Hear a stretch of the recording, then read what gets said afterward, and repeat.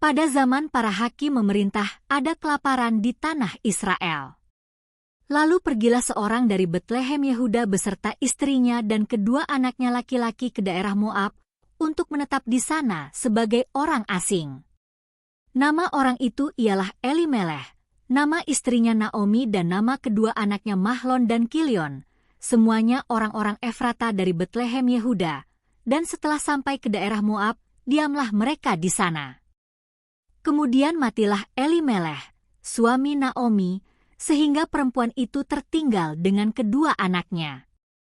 Keduanya mengambil perempuan Moab, yang pertama bernama Orpa, yang kedua bernama Rut, dan mereka diam di situ kira-kira 10 tahun lamanya. Lalu matilah juga keduanya, yakni Mahlon dan Kilion, sehingga perempuan itu kehilangan kedua anaknya dan suaminya. Kemudian berkemaslah ia dengan kedua menantunya dan ia pulang dari daerah Moab, sebab di daerah Moab ia mendengar bahwa Tuhan telah memperhatikan umatnya dan memberikan makanan kepada mereka. Maka berangkatlah ia dari tempat tinggalnya itu, bersama-sama dengan kedua menantunya. Ketika mereka sedang di jalan untuk pulang ke tanah Yehuda, berkatalah Naomi kepada kedua menantunya itu, pergilah, pulanglah masing-masing ke rumah ibunya. Tuhan kiranya menunjukkan kasih-Nya kepadamu, seperti yang kamu tunjukkan kepada orang-orang yang telah mati itu dan kepadaku. Kiranya atas karunia Tuhan kamu mendapat tempat perlindungan, masing-masing di rumah suaminya. Lalu diciumnyalah mereka, tetapi mereka menangis dengan suara keras. Dan berkata kepadanya, tidak, kami ikut dengan engkau pulang kepada bangsamu. Tetapi Naomi berkata, pulanglah, anak-anakku, mengapakah kamu turut dengan aku? Bukankah tidak akan ada lagi anak laki-laki yang kulahirkan untuk dijadikan suamimu nanti? Pulanglah, anak-anakku, pergilah, sebab sudah terlalu tua aku untuk bersuami. Seandainya pikirku, ada harapan bagiku, dan sekalipun malam ini aku bersuami, bahkan sekalipun aku masih melahirkan anak laki-laki. Masakan kamu menanti sampai mereka dewasa? Masakan karena itu kamu harus menahan diri dan tidak bersuami? Janganlah kiranya demikian, anak-anakku, bukankah jauh lebih pahit yang aku alami daripada kamu, sebab tangan Tuhan teracung terhadap aku? Menangis pula mereka dengan suara keras. Lalu Orpa mencium mertuanya itu minta diri, tetapi Rut tetap berpaut padanya. Berkatalah Naomi, telah pulang iparmu kepada bangsanya dan kepada para allahnya, pulanglah mengikuti iparmu itu. Tetapi kata Rut, janganlah desak aku meninggalkan engkau dan pulang dengan tidak mengikuti engkau, sebab kemana engkau pergi, ke situ jugalah aku pergi, dan di mana engkau bermalam, di situ jugalah aku bermalam, bangsamulah bangsaku dan Allahmulah Allahku.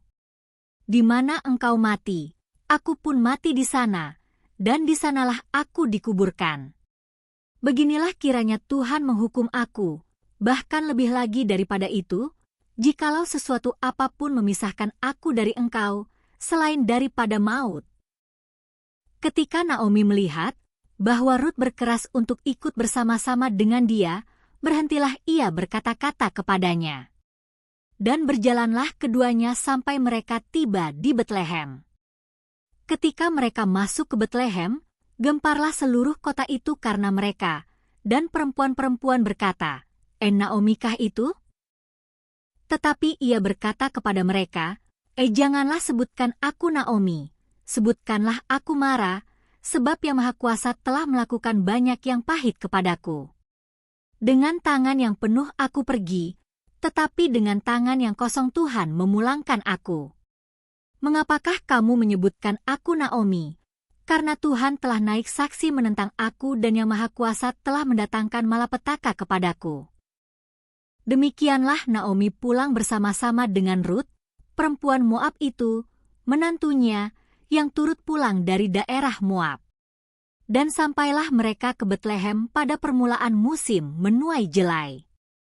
Naomi itu mempunyai seorang sanak dari pihak suaminya, seorang yang kaya raya dari kaum Elimeleh, namanya Boas.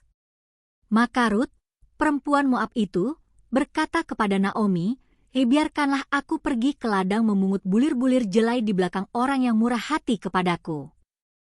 Dan sahut Naomi kepadanya, pergilah, anakku. Pergilah ia, lalu sampai di ladang dan memungut jelai di belakang penyabit-penyabit. Kebetulan ia berada di tanah milik Boas yang berasal dari kaum Elimeleh. Lalu datanglah Boas dari Betlehem. Ia berkata kepada penyabit-penyabit itu, Tuhan kiranya menyertai kamu. Jawab mereka kepadanya, Tuhan kiranya memberkati tuan. Lalu kata Boas kepada bujangnya yang mengawasi penyabit-penyabit itu, dari manakah perempuan ini? Bujang yang mengawasi penyabit-penyabit itu menjawab, dia adalah seorang perempuan Moab, dia pulang bersama-sama dengan Naomi dari daerah Moab. Tadi ia berkata, izinkanlah kiranya aku memungut dan mengumpulkan jelai dari antara berkas-berkas jelai ini di belakang penyabit-penyabit. Begitulah ia datang dan terus sibuk dari pagi sampai sekarang, dan seketika pun ia tidak berhenti. Sesudah itu berkatalah Boas kepada Rut, dengarlah dahulu, anakku. Tidak usah engkau pergi memungut jelai ke ladang lain dan tidak usah juga engkau pergi dari sini. Tetapi tetaplah dekat pengerja-pengerjaku perempuan. Lihat saja ke ladang yang sedang disabit orang itu.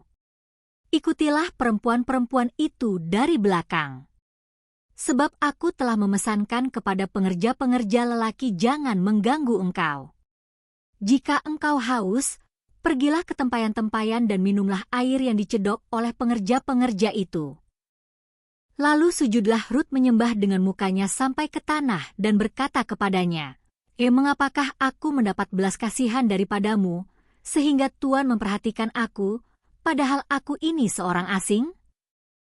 Boas menjawab, telah dikabarkan orang kepadaku dengan lengkap segala sesuatu yang engkau lakukan kepada mertuamu sesudah suamimu mati, dan bagaimana engkau meninggalkan ibu bapamu dan tanah kelahiranmu serta pergi kepada suatu bangsa yang dahulu tidak engkau kenal. Tuhan kiranya membalas perbuatanmu itu, dan kepadamu kiranya dikaruniakan upahmu sepenuhnya oleh Tuhan, Allah Israel, yang di bawah sayapnya engkau datang berlindung. Kemudian berkatalah Rut, memang aku mendapat belas kasihan daripadamu, ya Tuanku, sebab Tuhan telah menghiburkan aku dan telah menenangkan hati hambamu ini, walaupun aku tidak sama seperti salah seorang hamba-hambamu perempuan. Ketika sudah waktu makan, berkatalah Boas kepadanya, datanglah kemari, makanlah roti ini dan celupkanlah suapmu ke dalam cuka ini. Lalu duduklah ia di sisi penyabit-penyabit itu, dan Boas mengunjukkan bertih gandum kepadanya. Makanlah Rut sampai kenyang, bahkan ada sisanya. Setelah ia bangun untuk memungut pula, maka Boas memerintahkan kepada pengerja-pengerjanya, dari antara berkas-berkas itu pun ia boleh memungut, janganlah ia diganggu. Bahkan haruslah kamu dengan sengaja menarik sedikit-sedikit dari onggokan jelai itu untuk dia dan meninggalkannya, supaya dipungutnya, janganlah berlaku kasar terhadap dia. Maka ia memungut di ladang sampai petang. Lalu ia mengirik yang dipungutnya itu, dan ada kira-kira seeva jelai banyaknya. Diangkatnyalah itu, lalu masuklah ia ke kota. Ketika mertuanya melihat apa yang dipungutnya itu, dan ketika dikeluarkannya dan diberikannya kepada mertuanya sisa yang ada setelah kenyang itu, maka berkatalah mertuanya kepadanya, di mana engkau memungut dan di mana engkau bekerja hari ini? Diberkatilah kiranya orang yang telah memperhatikan engkau itu. Lalu diceritakannya kepada mertuanya itu pada siapa ia bekerja. Katanya, nama orang pada siapa aku bekerja hari ini ialah Boas. Sesudah itu berkatalah Naomi kepada menantunya, diberkatilah kiranya orang itu oleh Tuhan yang rela mengaruniakan kasih setianya kepada orang-orang yang hidup dan yang mati. Lagi kata Naomi kepadanya, orang itu kaum kerabat kita, dialah salah seorang yang wajib menebus kita. Lalu kata Rut, perempuan Moab itu, lagi pula ia berkata kepadaku, tetaplah dekat pengerja-pengerjaku sampai mereka menyelesaikan seluruh penyabitan ladangku. Lalu berkatalah Naomi kepada Rut, menantunya itu, "Dia anakku, sebaiknya engkau keluar bersama-sama dengan pengerja-pengerjanya perempuan, supaya engkau jangan disusahi orang di ladang lain." Demikianlah Rut tetap dekat pada pengerja-pengerja perempuan Boas untuk memungut, sampai musim menuai jelai dan musim menuai gandum telah berakhir. Dan selama itu ia tinggal pada mertuanya. Lalu Naomi, mertuanya itu, berkata kepadanya, anakku, apakah tidak ada baiknya jika aku mencari tempat perlindungan bagimu supaya engkau berbahagia? Maka sekarang, bukankah Boas, yang pengerja-pengerjanya perempuan telah kau temani itu, adalah sanak kita? Dia pada malam ini menampi jelai di tempat pengirikan. Maka mandilah dan beruraplah, pakailah pakaian bagusmu dan pergilah ke tempat pengirikan itu. Tetapi janganlah engkau ketahuan kepada orang itu, sebelum ia selesai makan dan minum. Jika ia membaringkan diri tidur, haruslah engkau perhatikan baik-baik tempat ia berbaring. Kemudian datanglah dekat, singkapkanlah selimut dari kakinya dan berbaringlah di sana. Maka ia akan memberitahukan kepadamu apa yang harus kau lakukan. Lalu kata Rut kepadanya, segala yang engkau katakan itu akan kulakukan. Sesudah itu pergilah ia ke tempat pengirikan dan dilakukannya tepat seperti yang diperintahkan mertuanya kepadanya. Setelah Boas habis makan dan minum dan hatinya gembira, datanglah ia untuk membaringkan diri tidur pada ujung timbunan jelai itu. Kemudian datanglah perempuan itu dekat dengan diam-diam, disingkapkannyalah selimut dari kaki Boas dan berbaringlah ia di situ. Pada waktu tengah malam dengan terkejut terjagalah orang itu, lalu meraba-raba ke sekelilingnya, dan ternyata ada seorang perempuan berbaring di sebelah kakinya. Bertanyalah ia, siapakah engkau ini? Jawabnya, aku Rut, hambamu. Kembangkanlah kiranya sayapmu melindungi hambamu ini, sebab engkaulah seorang kaum yang wajib menebus kami. Lalu katanya, diberkatilah kiranya engkau oleh Tuhan, ya anakku.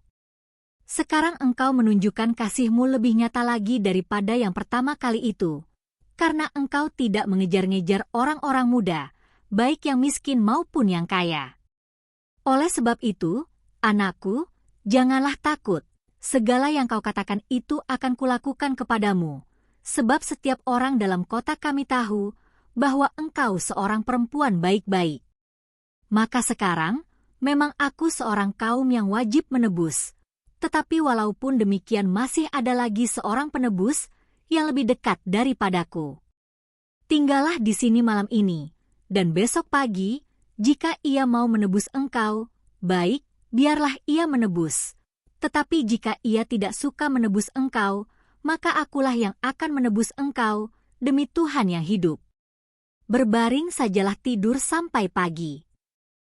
Jadi berbaringlah ia tidur di sebelah kakinya sampai pagi, lalu bangunlah ia, sebelum orang dapat kenal-mengenal, sebab kata Boas, janganlah diketahui orang, bahwa seorang perempuan datang ke tempat pengirikan. Lagi katanya, berikanlah selendang yang engkau pakai itu dan tadahkanlah itu. Lalu ditadahkannya selendang itu. Kemudian ditakarnyalah 6 takar jelai ke dalam selendang itu. Sesudah itu pergilah Boas ke kota. Setelah perempuan itu sampai kepada mertuanya, berkatalah mertuanya itu, bagaimana, anakku? Lalu diceritakannya semua yang dilakukan orang itu kepadanya. Serta berkata, yang 6 takar jelai ini diberikannya kepadaku, sebab katanya, engkau tidak boleh pulang kepada mertuamu dengan tangan hampa.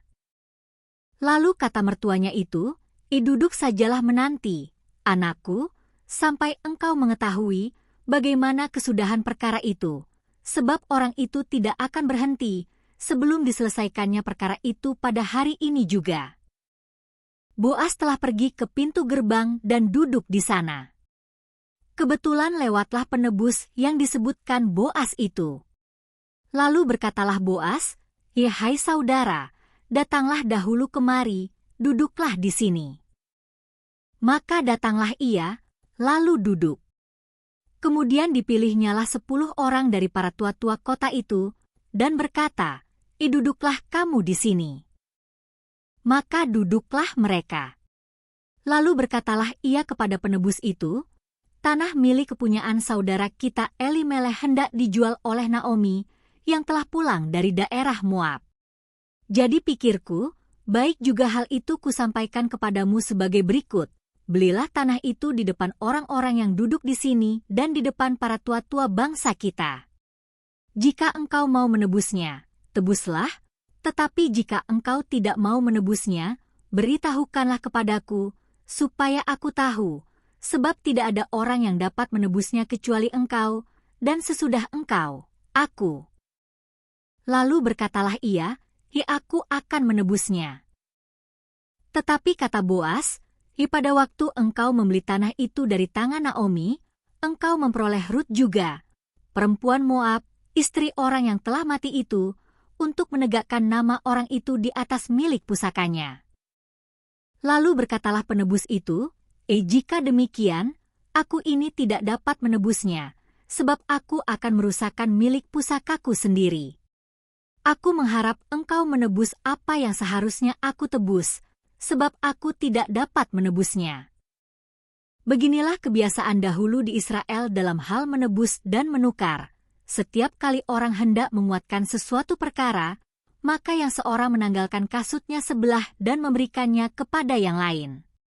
Demikianlah caranya orang mensahkan perkara di Israel.